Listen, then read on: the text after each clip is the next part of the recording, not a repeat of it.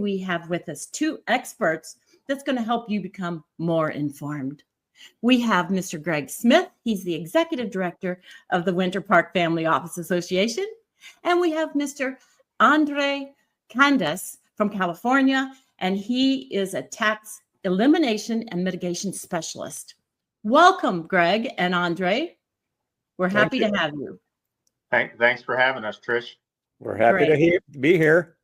Well, we're going to learn a lot of strategies. We call it the maximizer method, that we can help people that are have 401ks. We're going to concentrate on the 401k area today, an IRA, and you're going to talk to them about how they can potentially mitigate or eliminate. So with that said, I'm going to turn it over to Mr. Greg Smith, and you've got a lot of questions for Andre, and then you'll join in with your expertise as a, I guess for almost 20 years, you've been a CFP and a tax planning specialist.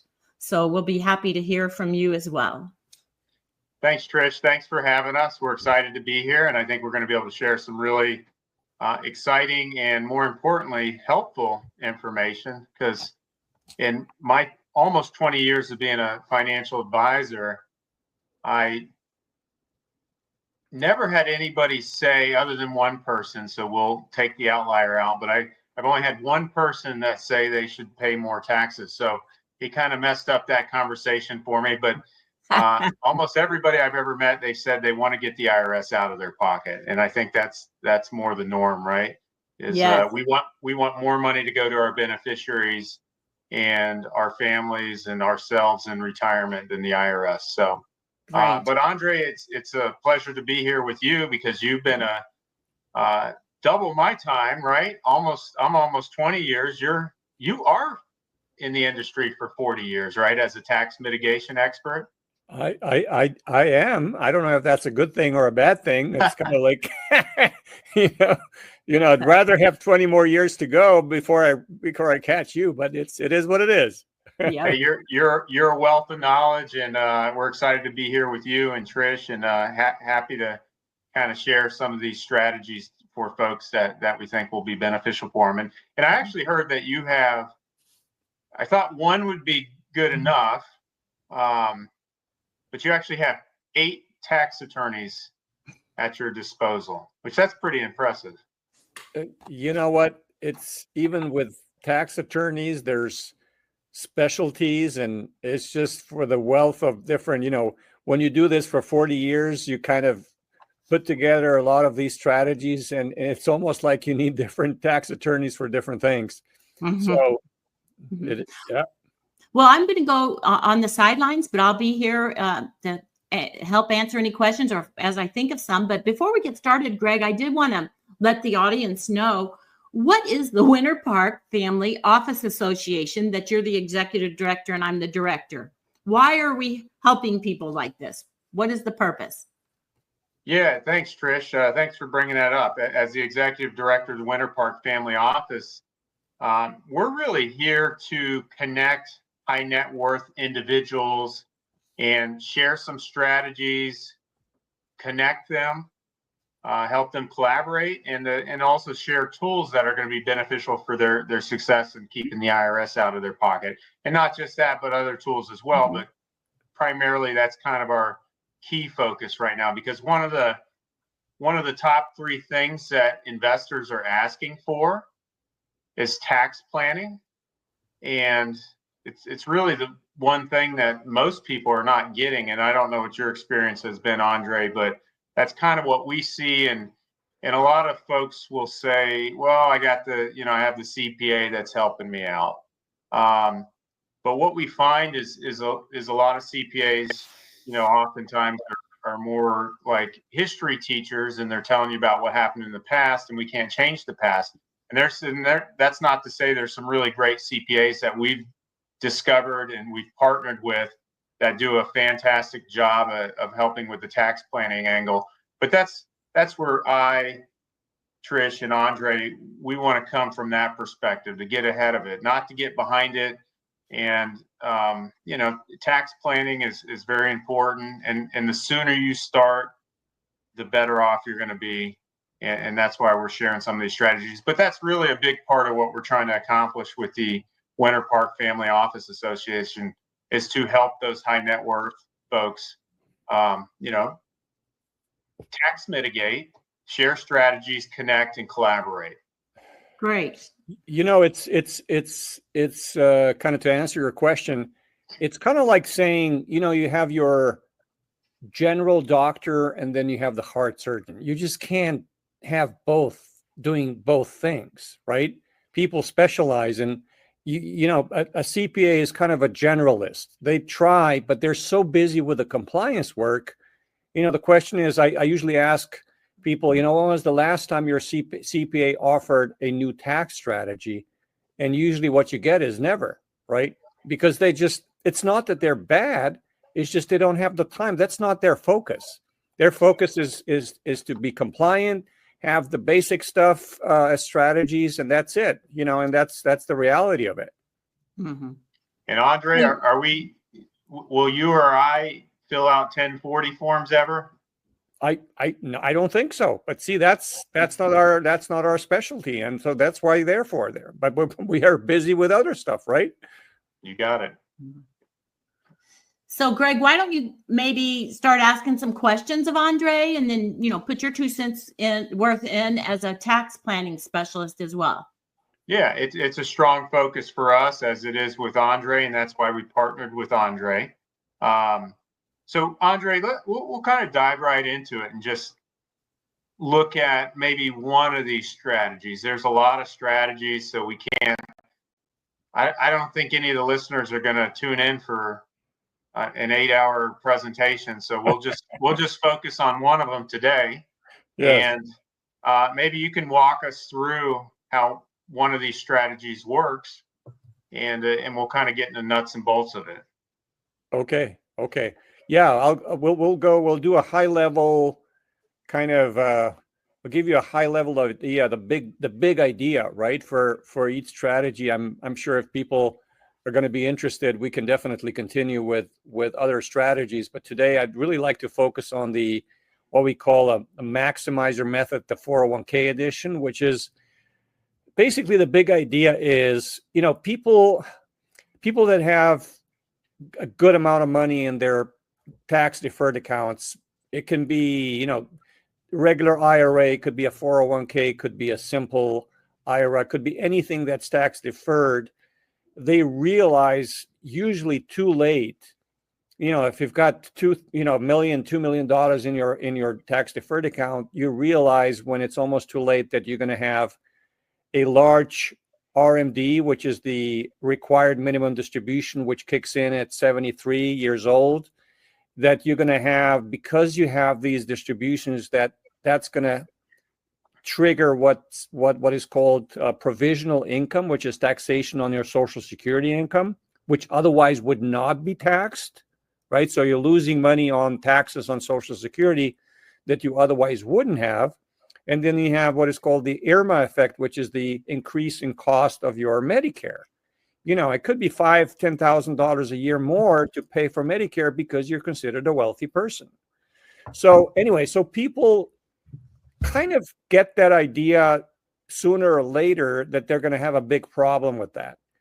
But now they think, well, man, the only way I can do this is to convert everything to a Roth, right? And a Roth IRA is as a backdoor Roth conversion, means that you can actually take your, IRA money and convert it into a Roth kind of on a backdoor, not with new contributions, but with the existing money in a tax deferred account. But what that does is you would pay a huge tax on that conversion, which could be in an expensive state like California, where I live, 50%, right? So you're losing 50% of your tax deferred dollars for that conversion, which is outrageous.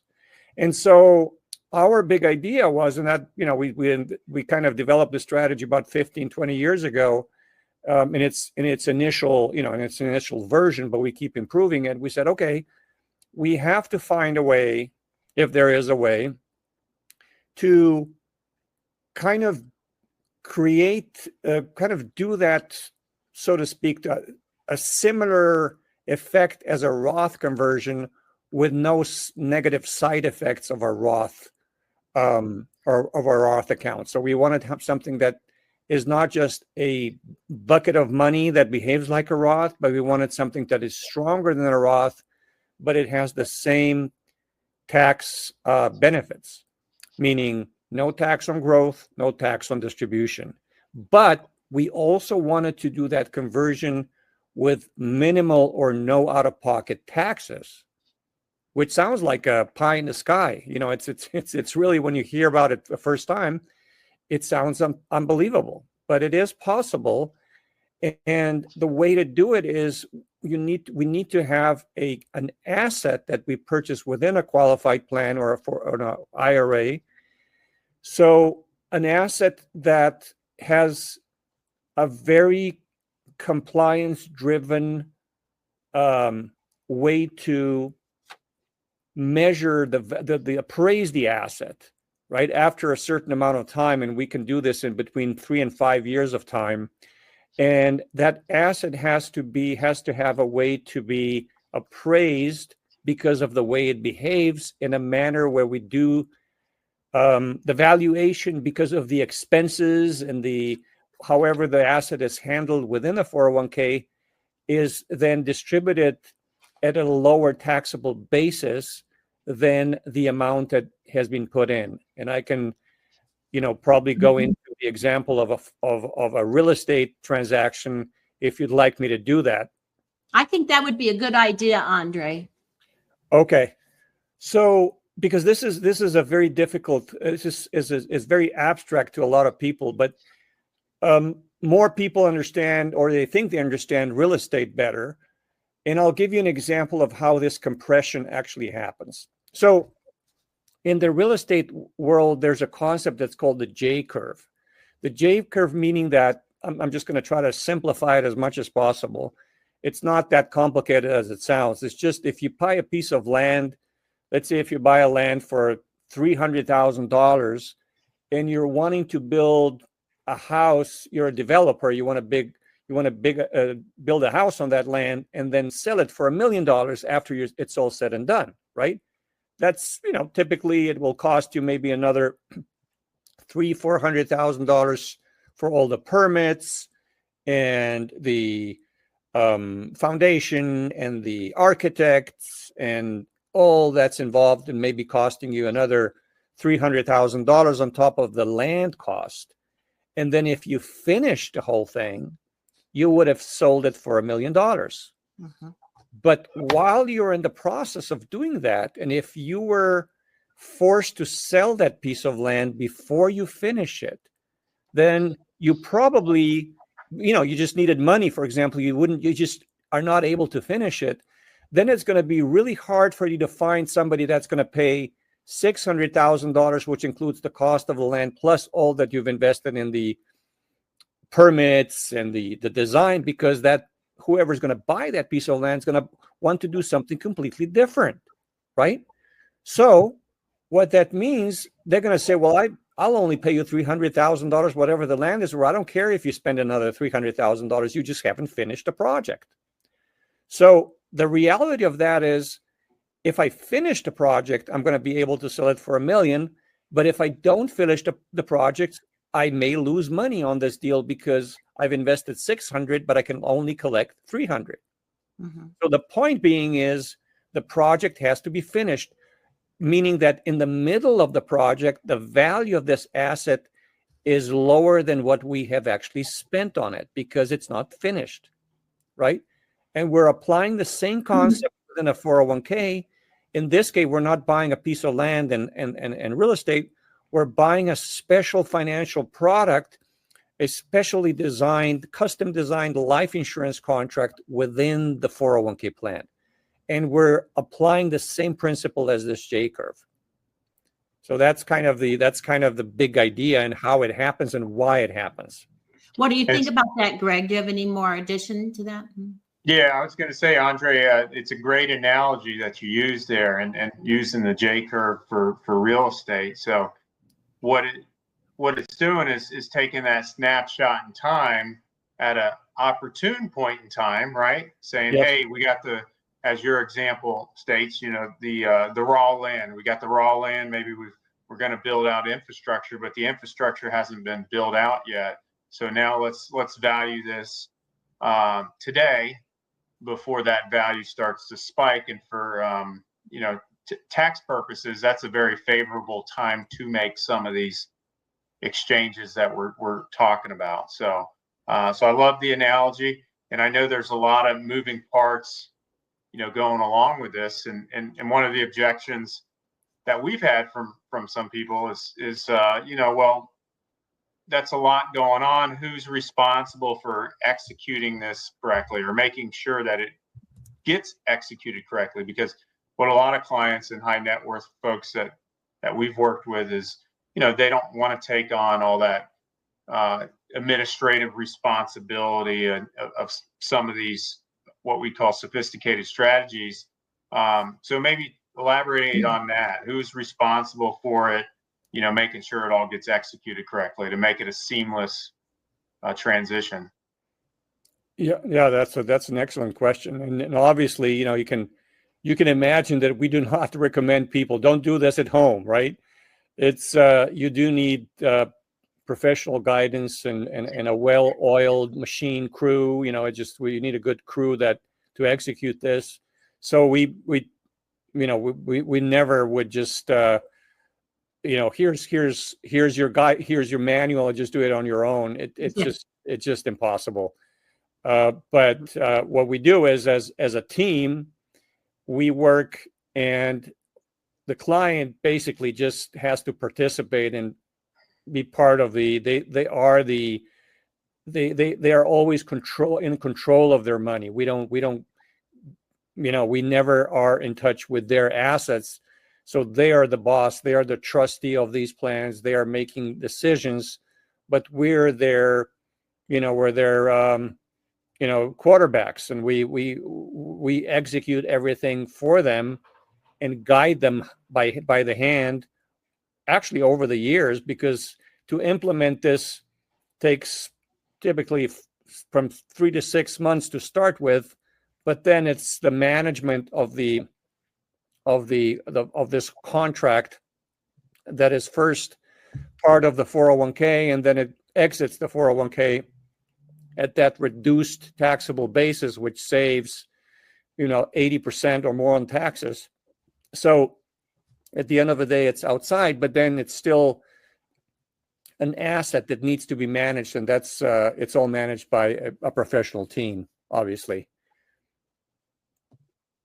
So with these strategies, I mean, the end game, and correct me if I'm wrong, Andre, the end game is really to pay at little to no taxes on making this exchange, making this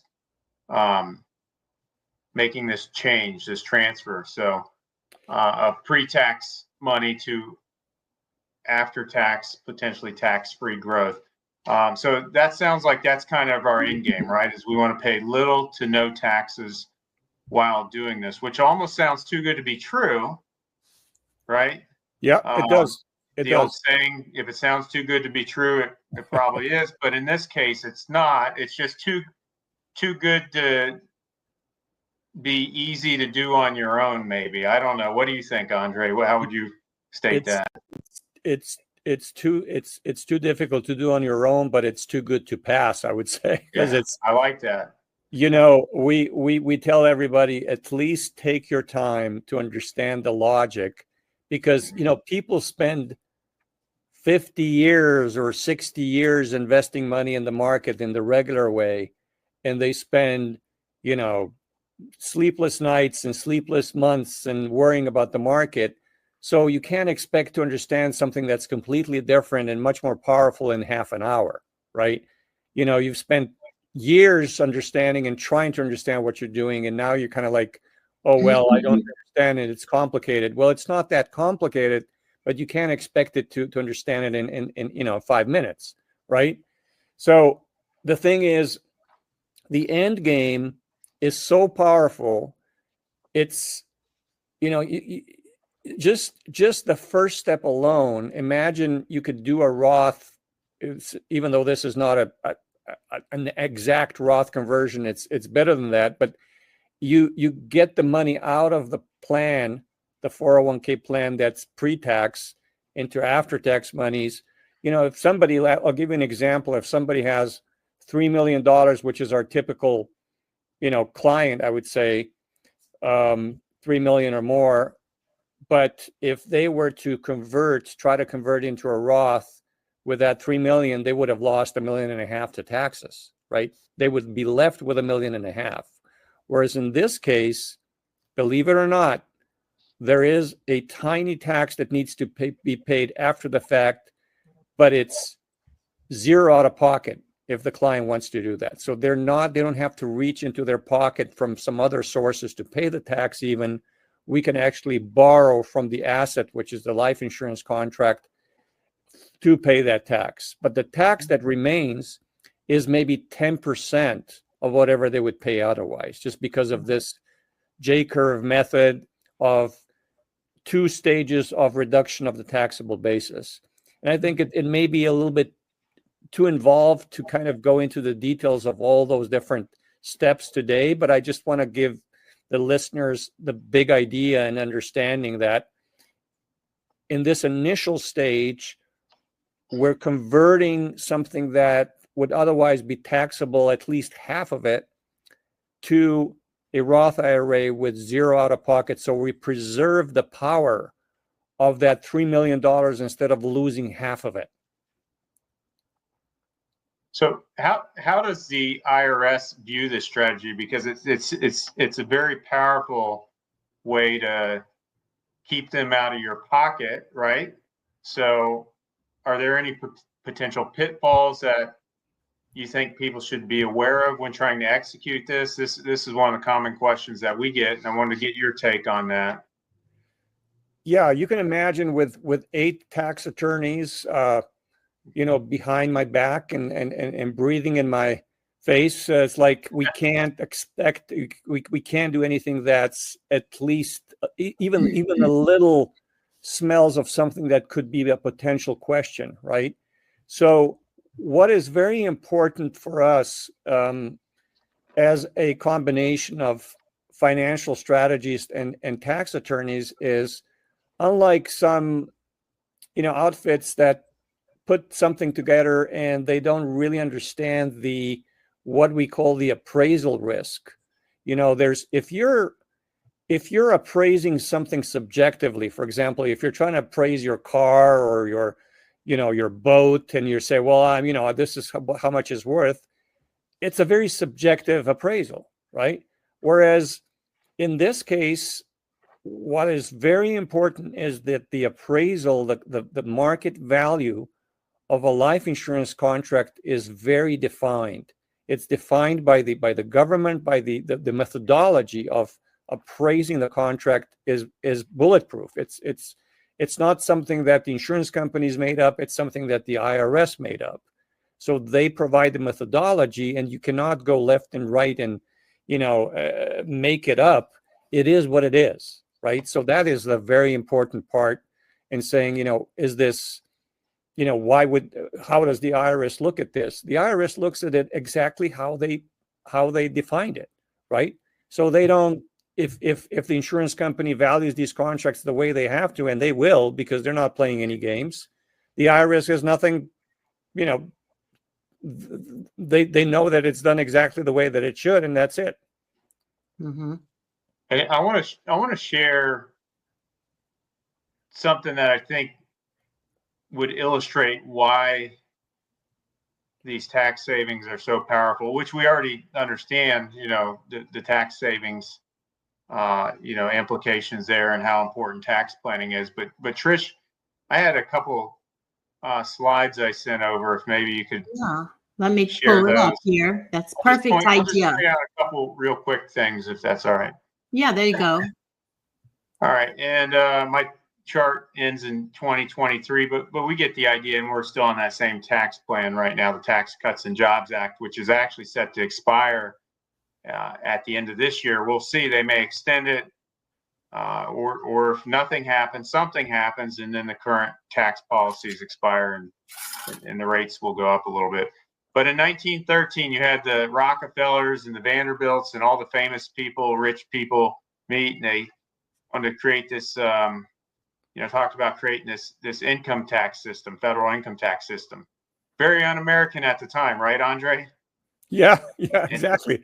But it started out just a little bit, and then bam, it spikes way up. So you can see there. Why did it spike up? Well, you had World War I. You had guys fighting in the trenches, and it was the most expensive war the world has ever seen. Well, the Allies win the war, so you can see on that chart.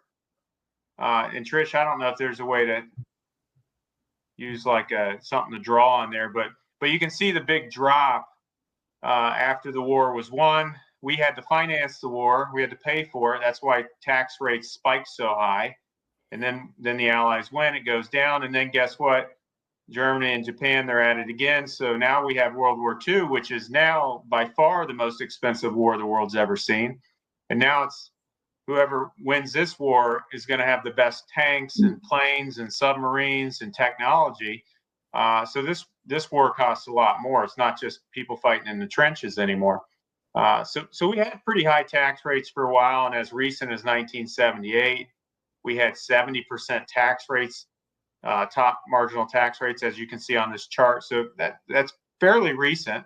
And then now we're in lower territory, but that certainly can change. And if we look at the next slide, let me see here if I can. There we go. This one's a pretty busy slide, so it might be hard for some people to see, but the main thing I wanted to highlight on there is, wow, it's very hard to see.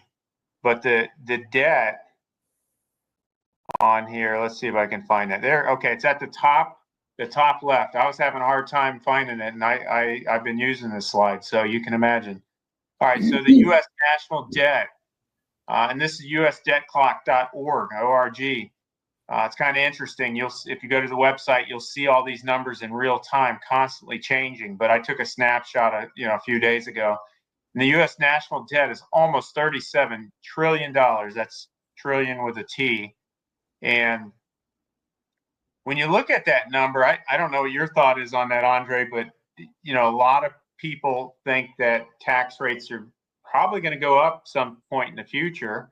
So it's important to plan now before that happens.